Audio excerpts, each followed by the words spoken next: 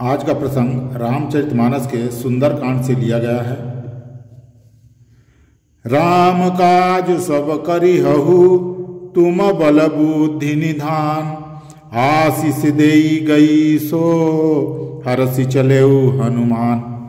तुम श्री रामचंद्र जी का सब कार्य करोगे क्योंकि तुम बल बुद्धि के भंडार हो। यह आशीर्वाद देकर सुरसा ने चली गई। तब हनुमान जी हर्षित होकर चले।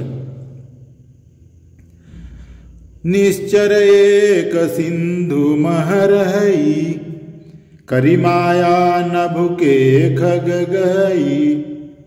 जीव जंतु जे गगन उड़ाही, जल बिलोक तिनके परिछाही। समुद्र में एक राक्षसी रहती थी। वह माया करके आकाश में उड़ते हुए पक्षियों को पकड़ लेती थी। आकाश में जो जीव जंतु उड़कर लंका की तरफ जाते थे, रावण ने उसको आदेश दे रखा था कि जो भी लंका की तरफ आएगा समुद्र के फांद करके उससे ही तुम्हें खाने के लिए मिलेगा, उसके अलावा दूसरा कोई भी आहार नहीं मिलेगा। गहै चाह सक सो न उड़ाई, यही विधि सदा गगन चर खाई। सोई छल हनुमान कह किन्ना, तासु कपट कपि तुरत ही चिन्हा।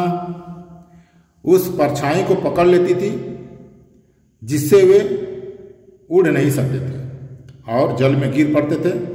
इस प्रकार वह सदा आकाश में उड़ने वाले जीवों को खाया करती थी। वही उसका हार था। उसने वही छल हनुमान जी से भी किया। हनुमान जी ने तुरंत ही उसका कपट पहचान लिया। ताहि मार मारुत सुत बीरा, बारिद पार गयउ मत धीरा। तहाँ जाय देखी बन शोभा, गुंजत चंचरीक मधुलोभा। पवन पुत्र धीर बुद्धि वीर हनुमान जी उसका कपट जान गए और उसको मारकर समुद्र के पार गए। वहां जाकर उन्होंने वन की शोभा देखी। मधुर पुष्कर के लोभ से भंवरे गुंजार कर रहे थे। नाना तरु फल फूल सुहाए, खग मृग बिंद देख मन भाए। शैल विशाल देख एक आगे, तापर धाई चढ़े भय त्यागे। अनेकों प्रकार के वृक्ष फल फूल से शोभित है। पक्षी और पशुओं के समूह को देखकर तो वे मन में बहुत ही प्रसन्न हुए। सामने एक विशाल पर्वत देखकर हनुमान जी भय त्याग कर उस पर दौड़कर चढ़ गए। उमान कछु कपिकै अधिकाई, प्रभु प्रताप जो काल ही खाई। गिरि पर चढ़ी लंका ते ही देखी, कहीं न जाए अति दुर्ग विषेखी। शिव जी कहते हैं, हे उमा, इसने वानर हनुमान की कुछ बड़ाई नहीं है। यह प्रभु का प्रताप है जो काल को भी खा सकता है। पर्वत चढ़कर उन्होंने लंका को देखी। बहुत ही बड़ा किला है, कुछ कहा नहीं जा सकता।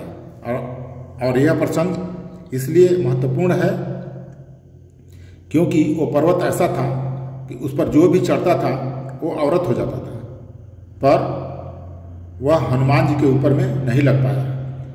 उसी के उपलक्ष्य में शंकर जी ने सती से उमा से बताया। अति उतंग जल निधि चहु पासा, अति उतंग जल निधि चहु पासा। कनक कोट कर परम प्रकाशा। वह अत्यंत ऊंचा है, उसके चारों ओर समुद्र है। सोने के परखोटे, चार दीवारी का परम प्रकाश हो रहा है। कनक कोट विचित्र मणि, कृत सुंदरायतना घना। चौं हस्त हस्त सुबस्त विधि, चार पुर बहु विधि बना। गजबाज खच्चर निकर पदचर, रथ बरुत्थई को गने। बहुरूप निश्चर जुत्थ यति बल, सैन बरनत नहीं बने। विचित्र मुड़ियों से जड़ा हुआ सोने का परखोटा है। उसके अंदर बहुत से सुंदर सुंदर घर हैं। चौराहे बाजार सुंदर मार्ग और गलियां हैं। सुंदर नगर बहुत प्रकार से सजा हुआ है। हाथी, घोड़े, खच्चरों के समूह तथा पैदल और रथों के समूहों को कौन गिन सकता है। अनेक रूपों के राक्षसों के दल हैं। उनकी अत्यंत बलवती सेना वर्णन करते नहीं बनता है। बन बाग उपवन बाटिका सरकूप बापी सोहहि, नर नाग सुर गंधर्व कन्या रूप मुनि मन मोहहि। कहुमाल देह विशाल शैल समान यति बल गर्जहि, नाना यखारन बिरहि बहुविधि एक एक न तरजहि। वन, बाग, उपवन, बगीचे, फुलवाड़ी, तालाब, कुएं और बावलियां सुशोभित हैं। मनुष्य, नाग, देवताओं और गंधर्वों की कन्याएं अपने सौंदर्य से मुनियों के भी मनों को मोह लेती हैं। कहीं पर्वत के समान विशाल शरीर वाले बड़े ही बलवान मल्ल पहलवान, मल्ल युद्ध करने वाले पहलवान गरज रहे हैं। वे अनेकों अखाड़ों में बहुत प्रकार से लड़ भिड़ रहे हैं। करि जतन भट कोटिनि विकट तन नगर, चहु दिशि रक्षहि। कहूँ महि समान सुधेन खरयज खल निशाचर भक्षहि। एहि लागी तुलसीदास इनकी कथा कछु एक है कही। रघुबीर सर तीरथ शरीरन त्याग गति पहे सही। भयंकर शरीर वाले करोड़ों योद्धा अत्यंत बड़ी सावधानी से नगर की चारों दिशाओं में रखवाली करते हैं।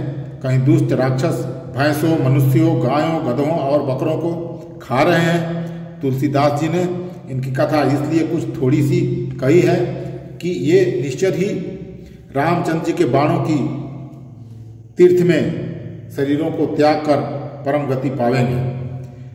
पुर रखवारे देख बहु कपि मन किन्ह विचार। अति लग रूप धरो निसी नगर करो पैसार। नगर के बहुसंख्य रखवालों को देखकर हनुमान जी ने अपने विचार किया कि अत्यंत छोटा रूप धरूं और रात के समय नगर में प्रवेश करूंगा। आज का प्रसंग इतना ही। अगला प्रसंग अगले दिन बताऊंगा। तो सो तुम जानहु अंतरयामी, पुरवहु मोर मनोरथ स्वामी। अपने सनातन भाइयों से मैं यही प्रार्थना करता हूं कि चौपाई कोई नहीं आपको बताएगा। अगर बताएगा तो गाना बजाना के साथ बताएगा और बहुत से उदाहरण के साथ बताएगा। इधर उधर का प्रसंग बहुत कहते हैं लोग, लेकिन शुद्ध रूप से रामायण मैं ही आपको बता सकता हूं। आप इस रामायण का चौपाइयाँ जरूर सुने, यही शुद्ध रामायण है। जय श्री राम।